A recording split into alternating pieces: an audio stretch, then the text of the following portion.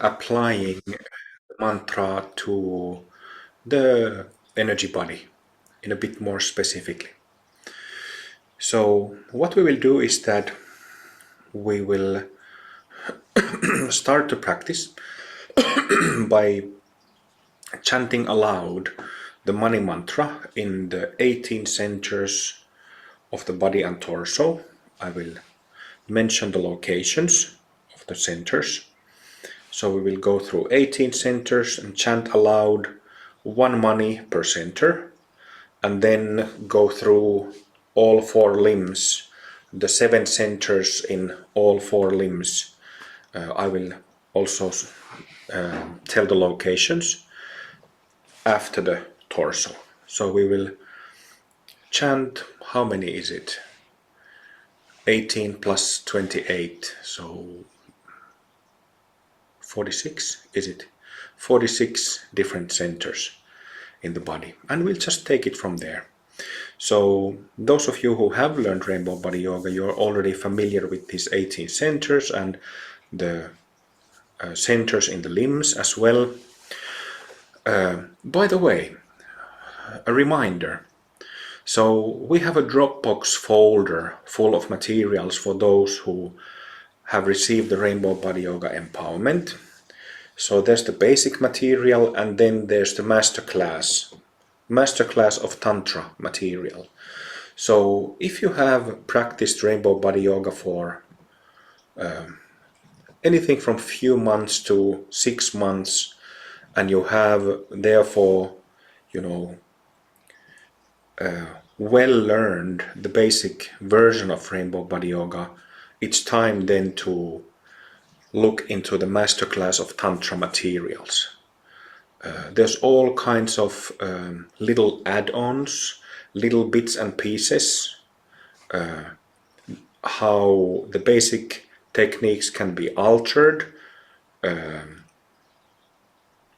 There's all kinds of little things that makes the practice more interesting and makes it easily understandable. So do that if you yet haven't and have practiced more than a few months. Okay, so let's practice some good old Avalokiteshvara practice. This time with the mantra and centers of the body.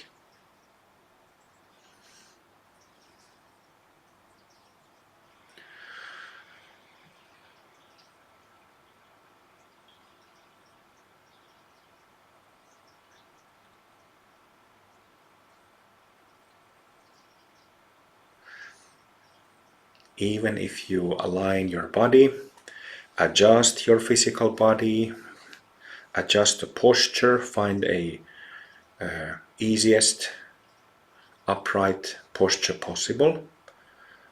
Forget about calmness. Just forget about calmness.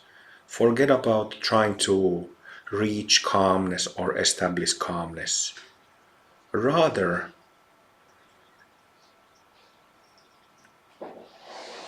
simply remain present. Simple presence. Let your body relax into this simple, straightforward, intimate presence.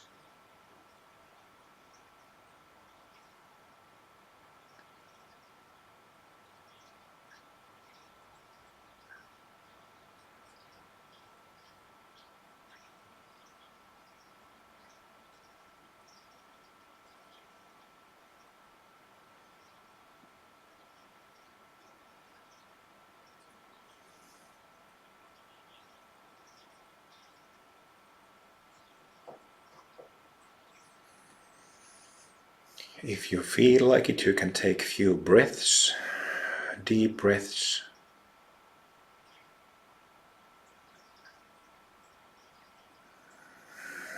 With each exhalation, relaxing the body more thoroughly.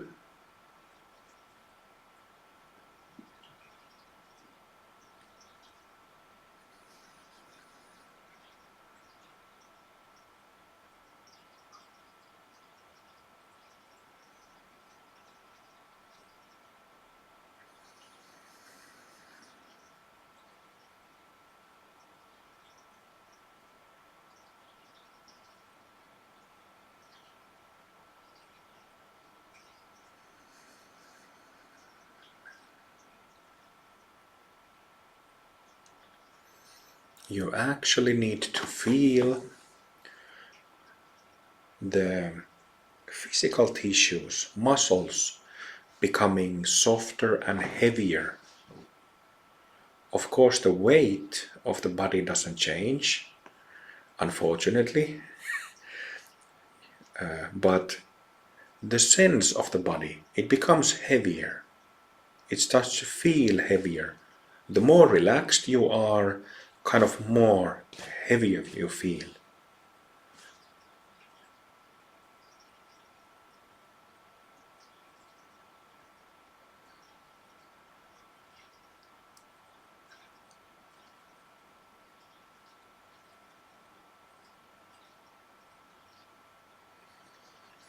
And in the midst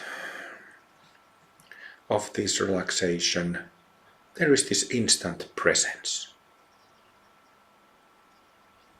Clear presence.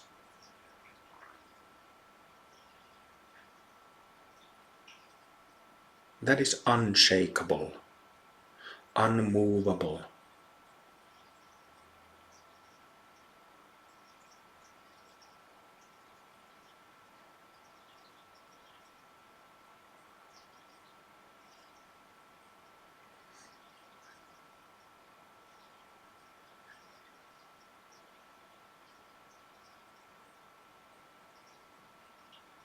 If you try to find it or try to seek it and discover it, you won't find it. What you need to do is to stop seeking. Seeking is for those people who have this sense, who have eyesight. People who have healthy eyes. The eyes are the primary sense organ. So in the case of those who have normal eyesight, seeking is related very much to the eyes. Seeking mode. It is like that with everything. So when we wake up in the morning, we start looking at things that are external to us. Things, objects, people, whatever we are engaged with, we are looking outwards. And this is the case with everything in life. We look outwards. We look away from the head, away from the eyes, away from the body, away from the mind. Up to a point, this is important to understand that it's important to understand that we are looking and seeking from external things.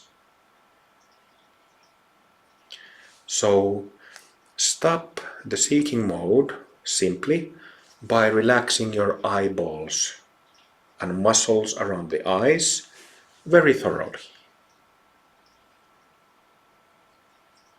As if the muscles in the eyes and eyeballs become limp,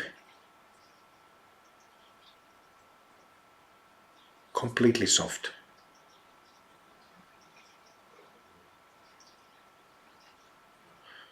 You can be gazing forward and downwards slightly.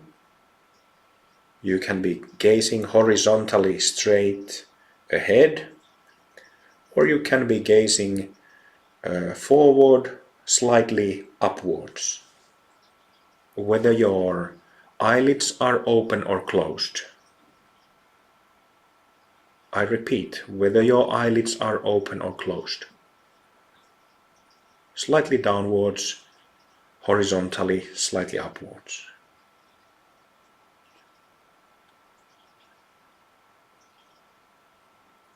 And then let your eyes remain in that gaze. Don't move your eyeballs. And just let your eyeballs relax. Also let your facial muscles relax, and jaws relax. the whole area of the mouth as soft as possible.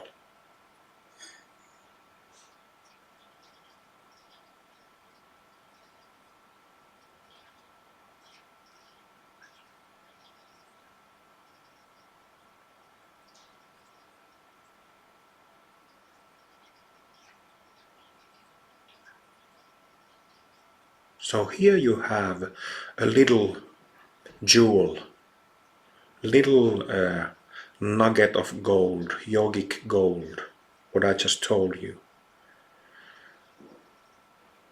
So simple as relax the eyes, because it is so much related to the mode of seeking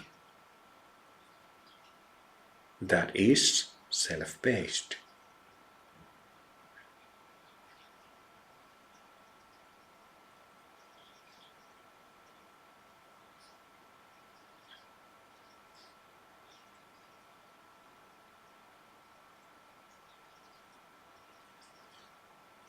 With this little instruction and the couple that I will also say, we are simply looking at the basic instruction of relaxing the body in a bit more detail.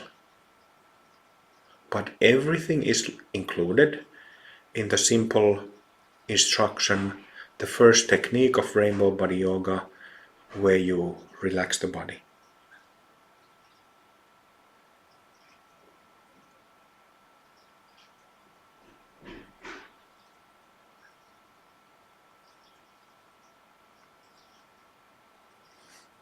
If you've relaxed your body a lot in meditative fashion, spend a lot of time with this little technique, you would have already discovered this, that there's something that happens when you relax the eyes.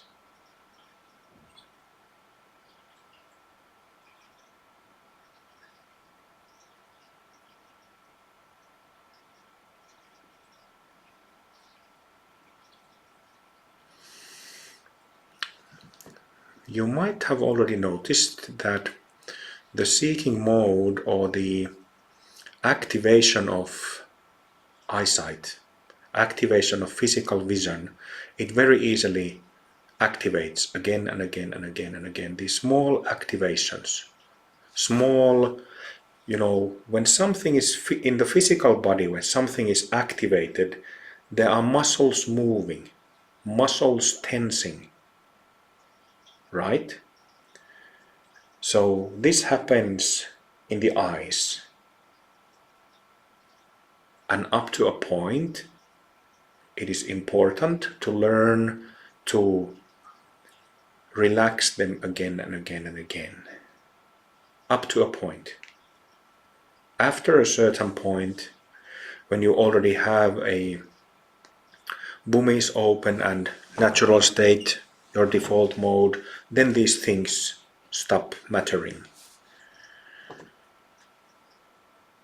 But until then,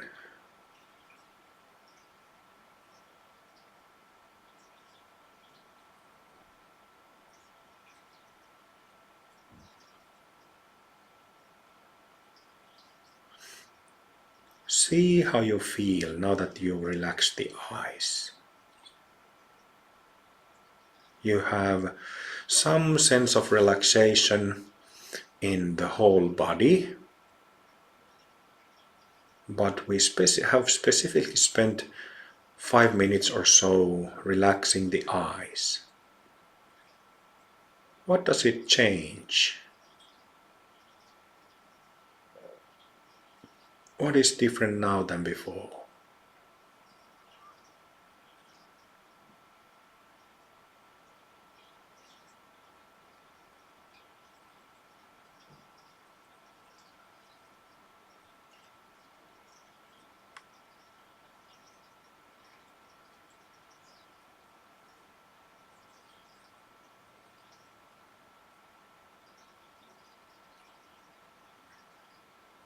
What is presence? Simple presence. effortless, tensionless presence that I'm talking about always. What is the presence without seeking to find something? Here you have the answer already.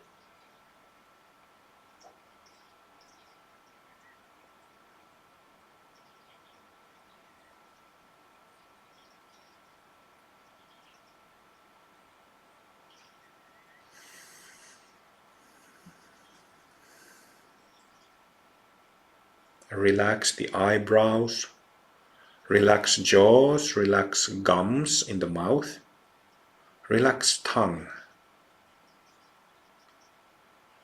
If you feel like your jaws are tense, you can stretch your mouth open, stretch jaws open, like this.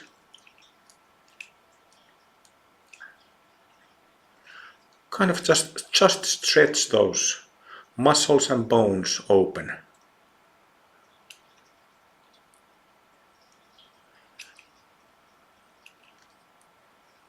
Do that for a moment and then stop stretching. And again, see what is different.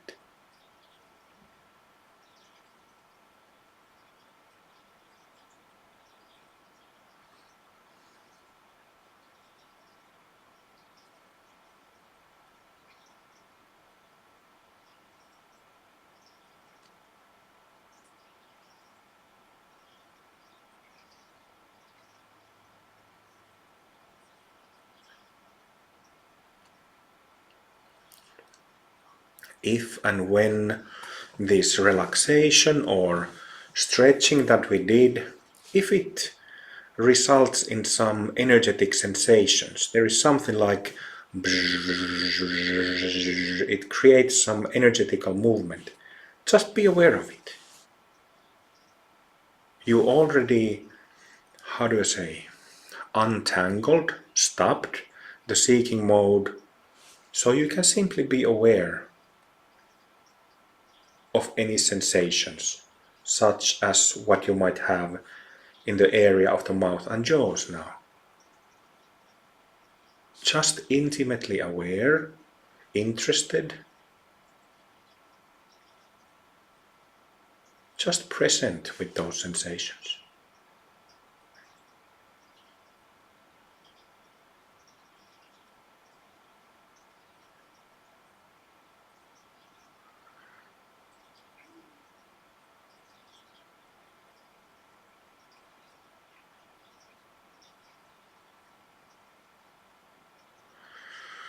And then what is really useful also is relaxing the brain. Brain is a big organ from the, as you know, inside the skull, from the just behind the forehead, all the way to the back of the head, where the medulla of the brain is. So it's a big organ. Relax. Just let the brain relax. Have a sense of relaxation in the brain.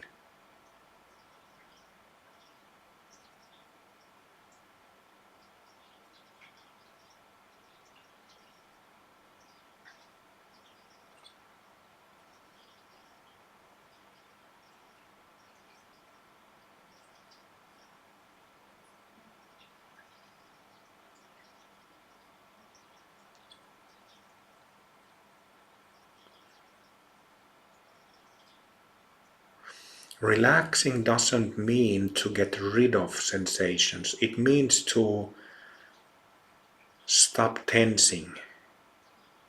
When you stop tensing, energy starts flowing smoothly. Starts flowing, starts moving. That is natural. We are not trying to, like I said, we are not forget about calmness, forget about thoughtlessness, forget about going into a blank state. This is not about blanking out. Relax the brain, let energy flow, and see what's the effect of that.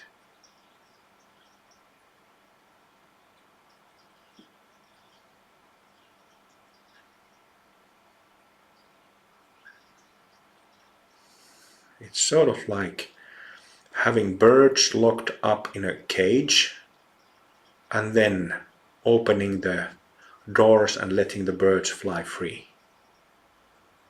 Perfect analogy.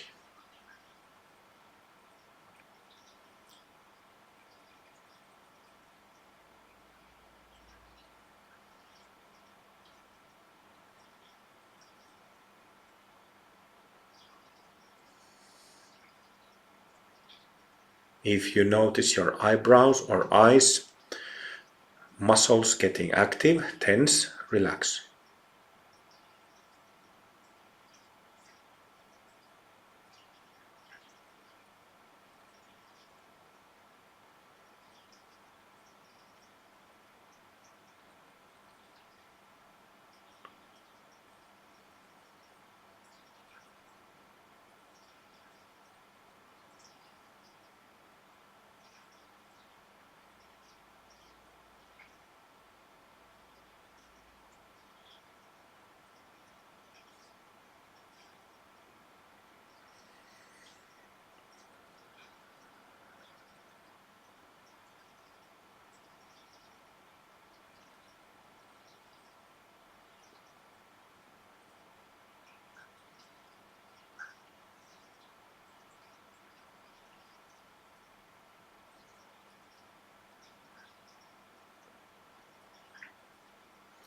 Carefully, easily, joyfully, just staying with, letting the brain energies flow.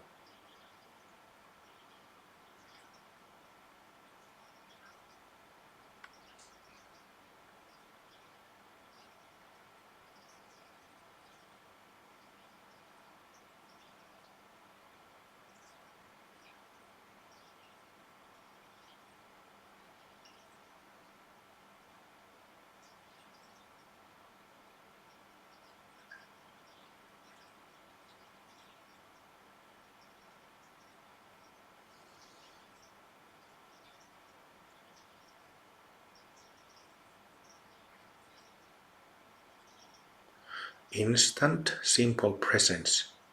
Some of you start getting drowsy, falling asleep a little bit. Can you remain aware of that?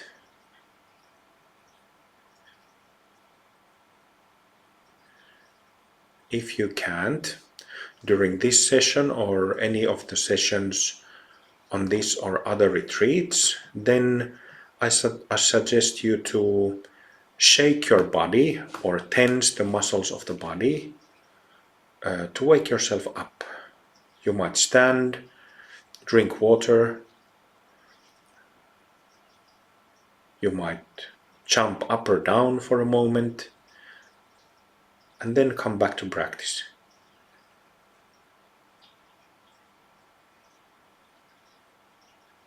Do whatever is needed to keep yourself in fresh state.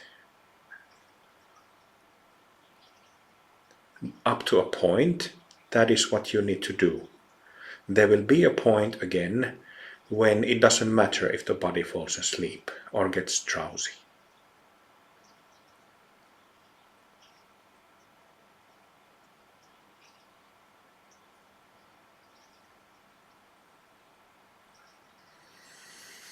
Okay, now we spent several minutes relaxing eyes, face, mouth, brain. And then, we've been up here in the head area. Next, just imagine that there is a big wave of relaxation descending down into the whole body, filling the whole body space.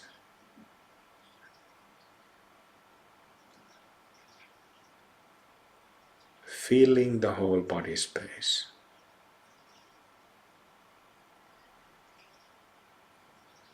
For a moment,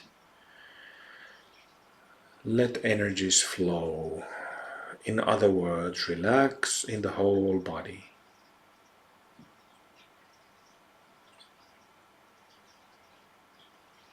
Letting go of grasping tensions in big muscles, in smaller muscles, in tiny muscles.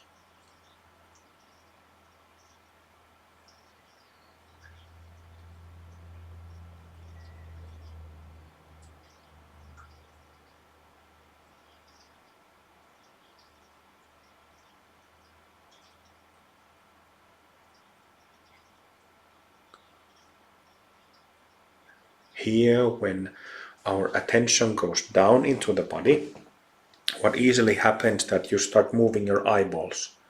Don't. Keep them relaxed.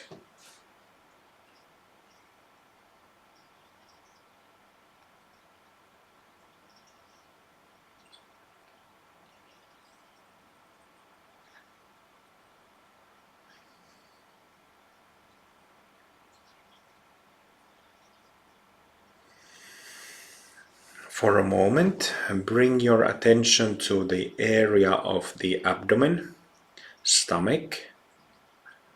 Relax solar plexus area and the whole belly.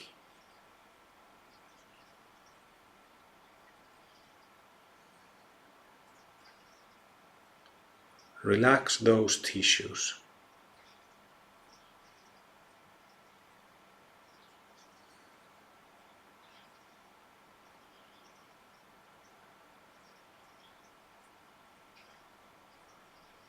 You can think of relaxing the belly, the side of the belly and the side of the back, from solar plexus down all the way to the pelvic floor, including butt and butt crack and sphincter, as well as genital area.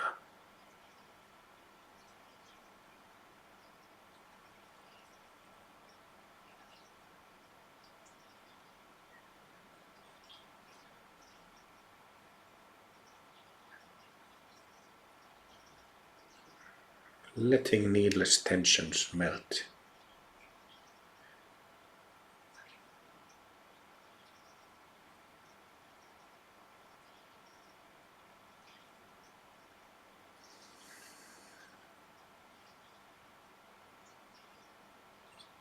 Keep eyes relaxed, keep jaws relaxed, keep brain relaxed.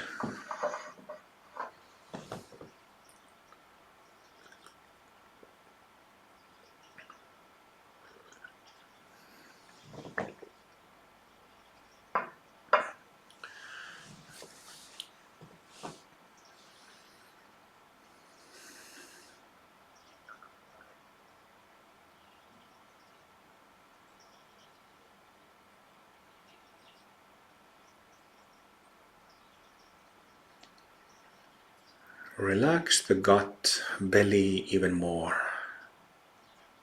Throughout. From the skin to just below the skin, through the skin to the organs.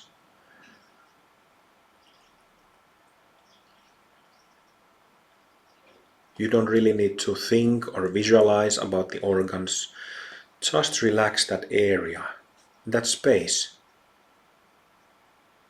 And when you think of the space, when you are attentive of the space and allow relaxation to happen, it happens.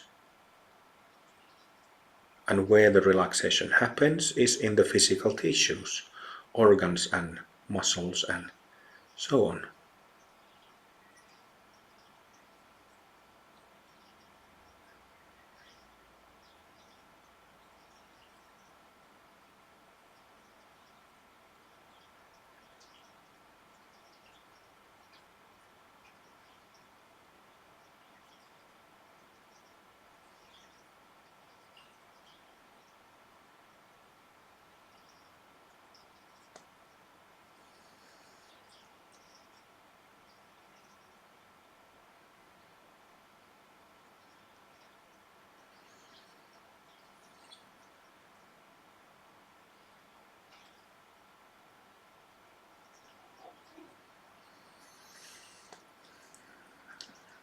So I'll repeat some of the things that we have done here. Relaxing the eyes, stopping seeking mode, relaxing the brain. As you can see, for example, what keeps us awake at night, if we've had hectic day or hectic period in life, what happens is that thoughts go around in our heads, in our brain, like bees flying around. So useful to relax the brain, relax the head. Also jaws and mouth, very much related to compulsive thinking. And then the gut area, also related to subconscious mind. There is the tensing of the belly in situations when we are anxious or irritated, or any self-based reaction, self-based emotion, our gut gets tense. Then we might have loose stomach, weak legs.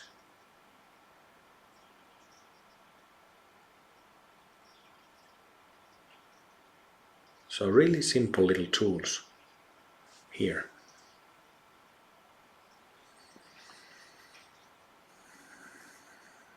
What is being present?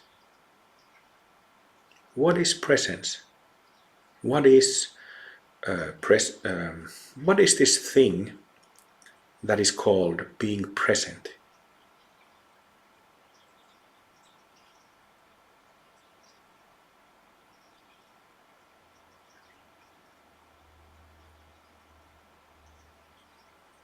I'm using this question for you to use to ask yourself, what is this presence? What is it? What is it like?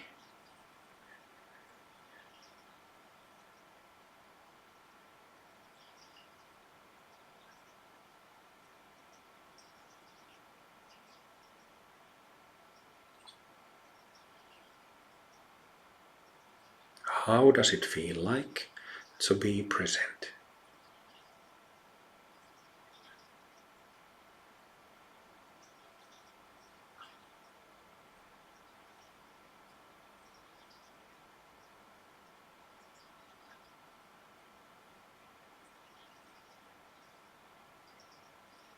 Get a feel, get a taste of that. It is just a feel. There are no right or wrong answers. Well, actually there are, but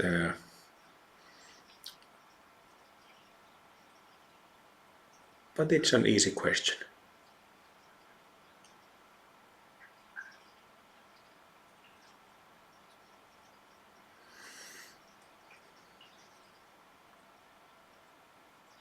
Is it necessary to apply some effort to be present?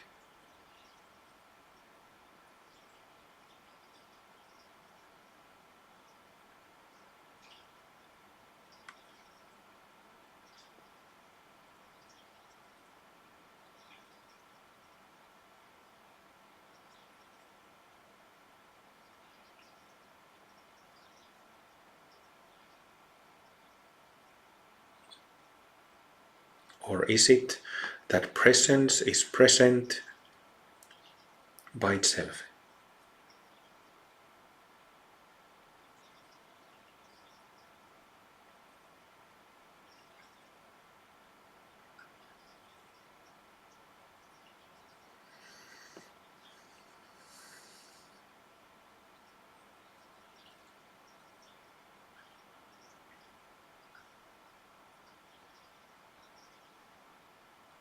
These are not complex questions or complex pointers, actually very simple, easy to understand, very straightforward.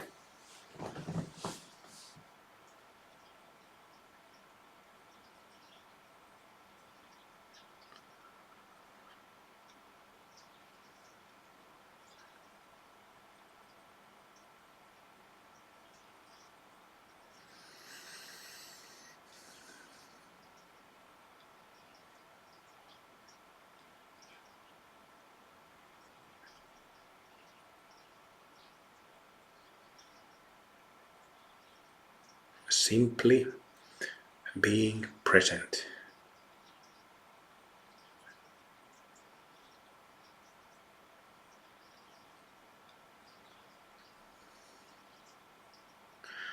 Breathing flows.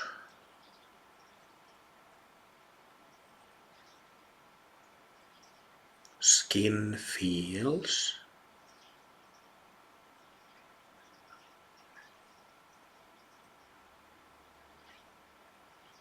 Ears hear.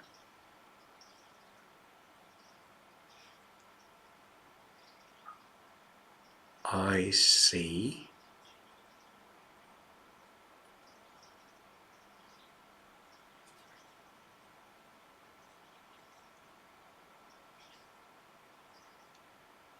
Mind thinks.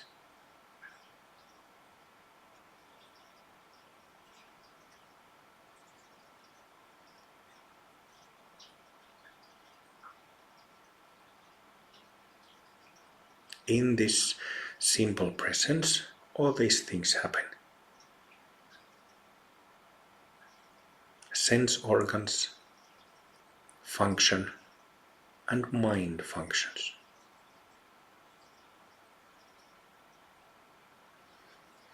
What is the relationship? The relationship of the thoughts of the mind and the simple presence. What is the connection, the relationship between those two?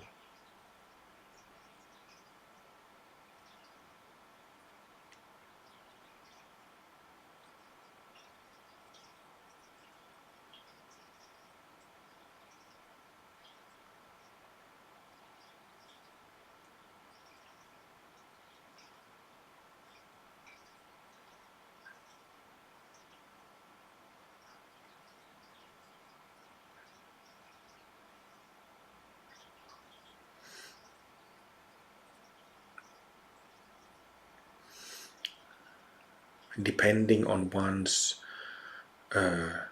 stage of purification, you get different answers to this. But what if I suggest to you that whatever you say or said, or whatever you thought, are expressions of this simple presence, are thought forms and feeling forms of this simple presence?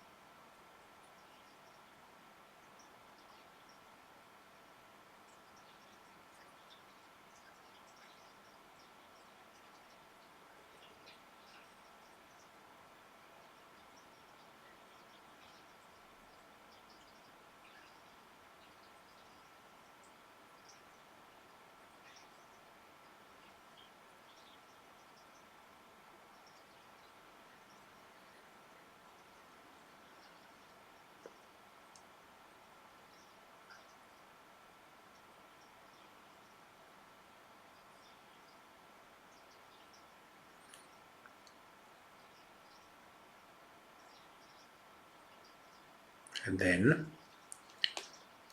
perhaps the most important question or pointer: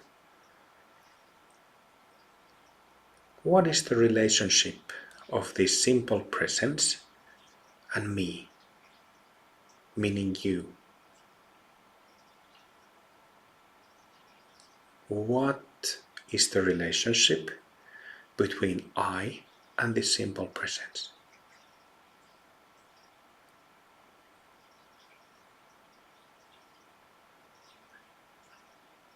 Are they two different things or the same?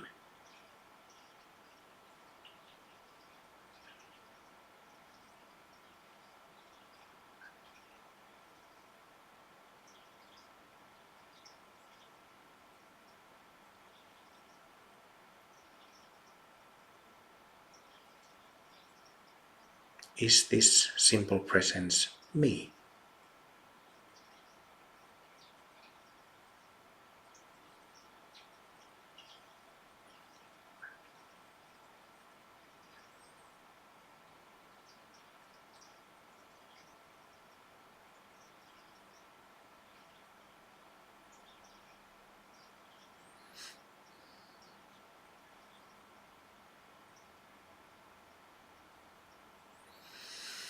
If we take a bit different perspective to this last one, you can think of a couple of years back in time, perhaps some summer day or summer afternoon. Maybe you remember when you were outside in a cafe, in a garden, in nature, on the beach. Some pleasant situation where you were just enjoying and present, not thinking about stuff, not planning about stuff, but just simply present.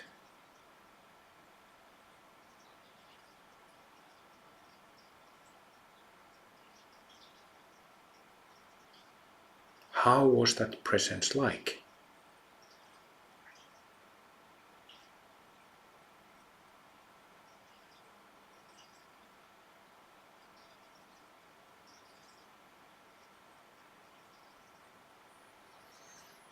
How was it that day a few years ago?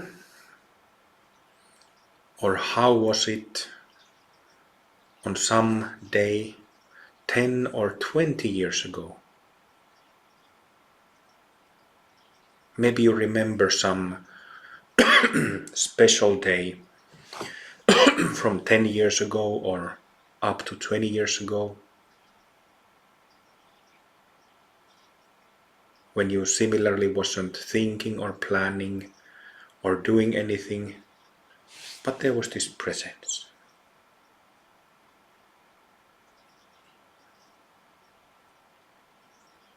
Was this presence me? Is that the real me? Is it the same real me now as it was 3 years ago, as it was 10 years ago?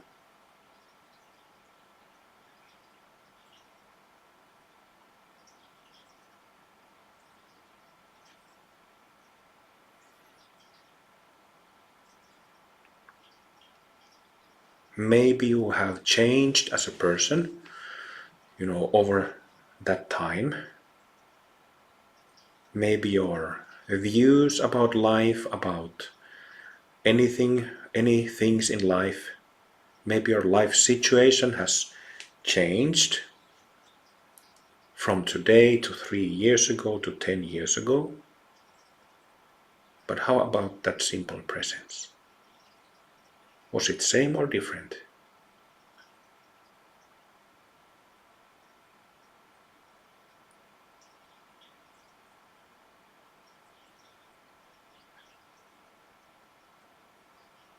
And how about this presence when you were a small child? Can you remember that?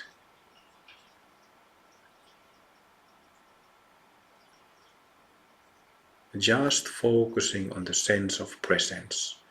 Let's not think about other things. Just the sense of presence. being present.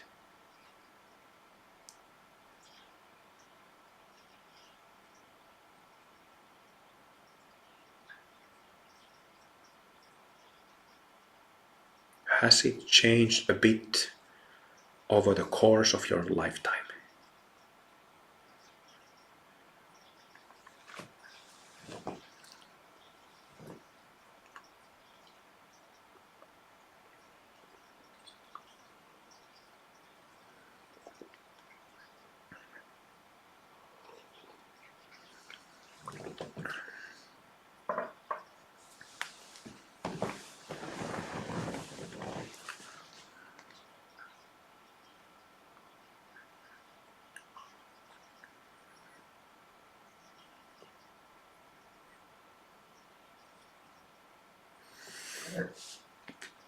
Usually in Buddhist theory and in Buddhist language, things are expressed purposefully for good purpose in a non-personal way, impersonal way, that's the word, impersonal manner.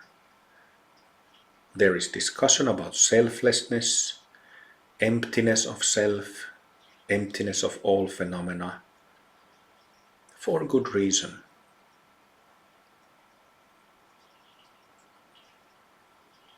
It helps to understand kind of the basics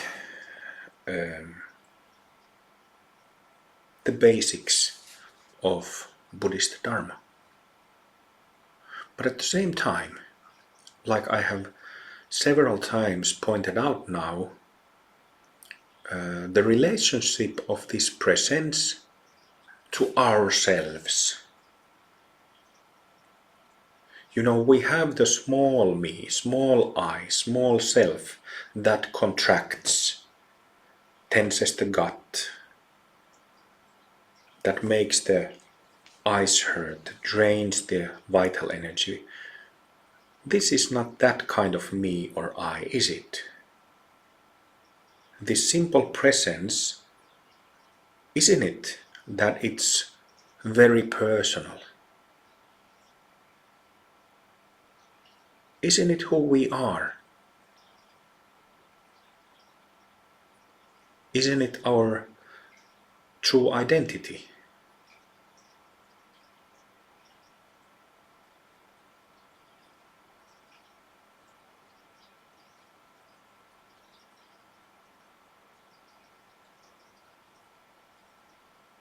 And I'm not talking about, I'm not stepping to kind of popular interpretations of Hinduism.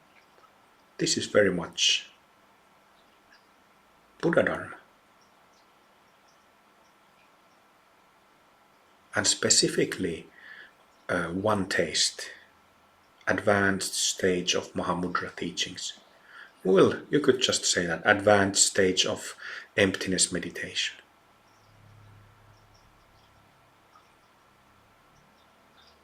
It's not like this so-called basic awareness or wakeful nature, Buddha nature is impersonal, but it's very personal. Are you getting it?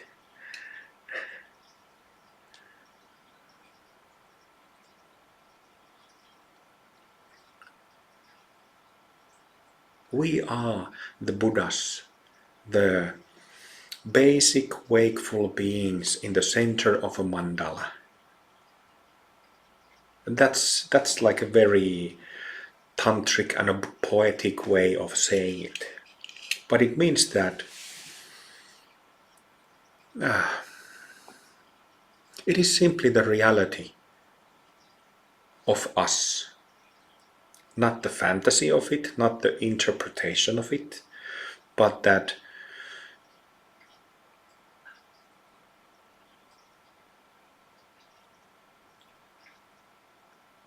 when we recognize this simple presence,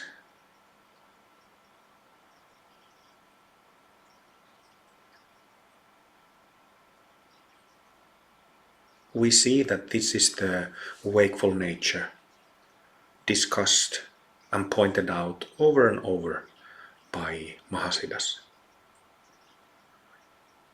and that it's complete and pure, and that it's possible to be free, possible to be internally fulfilled,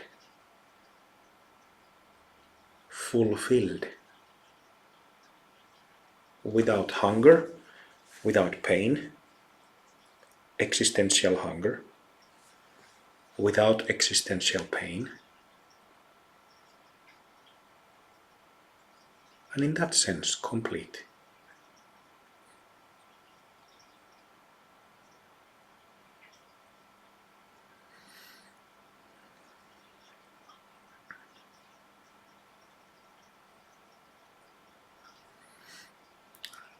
So I've given a bunch of little useful tools and bunch of pointers. Remember those and apply.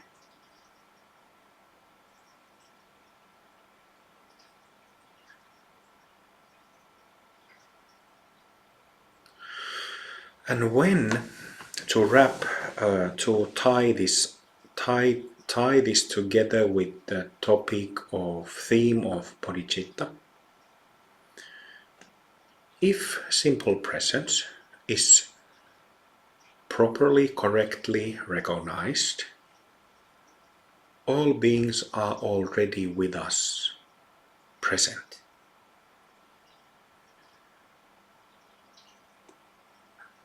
And this is what the mandala means. I use that word mandala. Mandala, it's like a sphere, and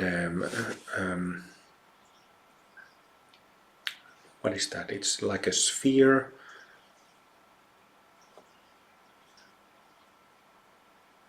You could say that it's a sphere of influence, where things affect each other.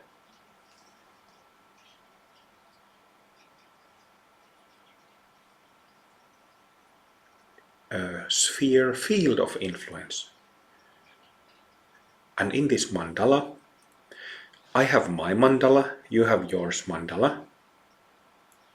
We all have, each one of us has tens of thousands of energy channels, nadis.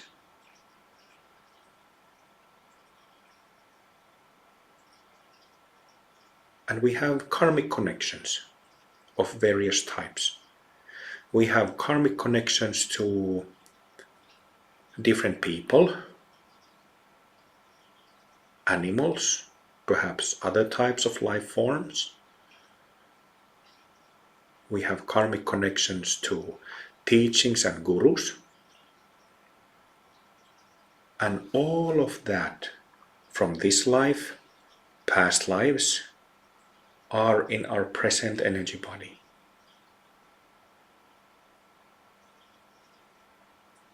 Tens of thousands of thin threads in our subtle body.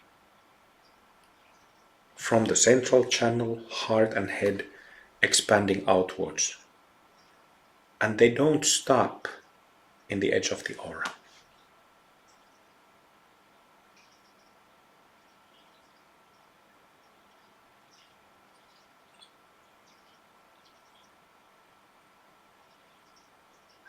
But continue beyond it. And connect, like I said, with other people of this life, past lives, animals, other life forms, masters' teachings of this life and past lives. That is our personal mandala, and we all have our own. All of 8 billion people in the world have their own. This is already getting advanced in a sense that you can only understand what I say if you see it yourself, if you perceive it yourself. I've perceived it, so also can you. So I'm kind of giving material for your practice. But because there is the field of influence, mandala, everybody has it. That's why bodhicitta is so important, because that reveals the reality. That motivation reveals the reality as a whole.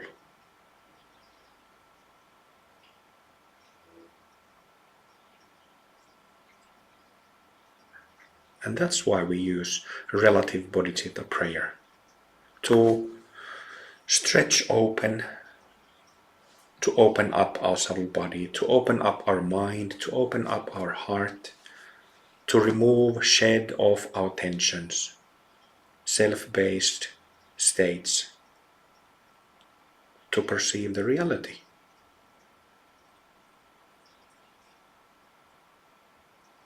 When I talk about all these nadis and karmic connections, I have said nothing that the countless generations of Mahasiddhas haven't said. They've all spoken about it. But perhaps, many of them have not given as much detail. I'm kind of giving away secrets that I don't think are secrets. Well, open secrets in a way.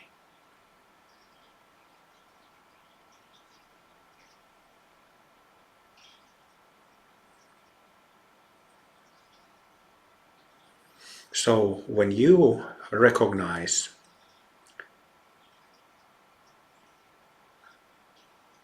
your true self, your basic presence, you are having an influence on your own karma, on your own subtle body, as well as subtle influence on the subtle bodies of countless other beings that you have karmic connection with.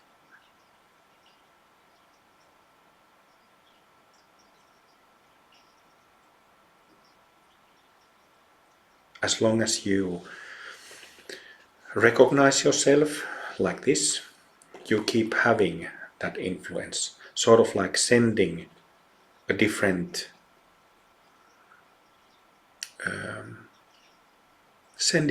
signal.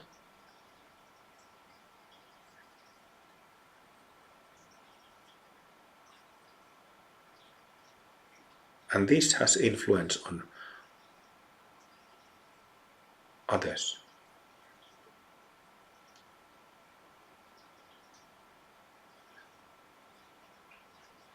A very positive, wholly positive influence.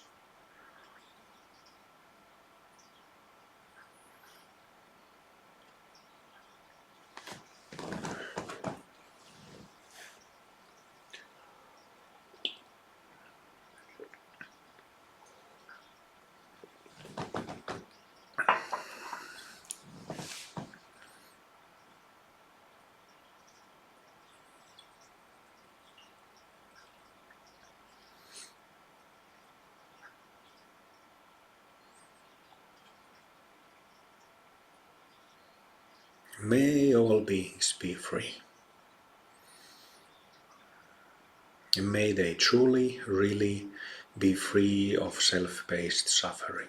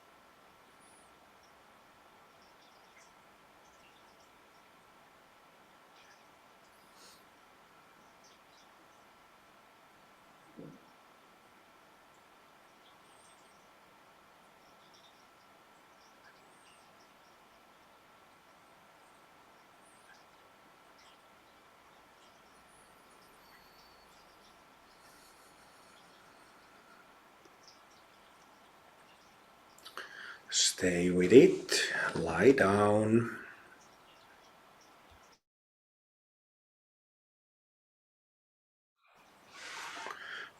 Feel your body.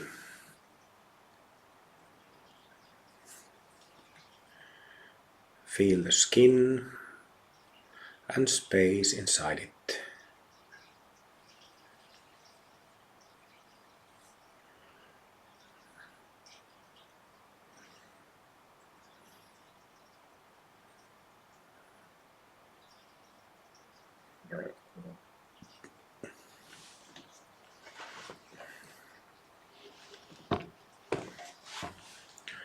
And again, little by little, create movement in fingers, toes, hands, feet, face, and then the whole body.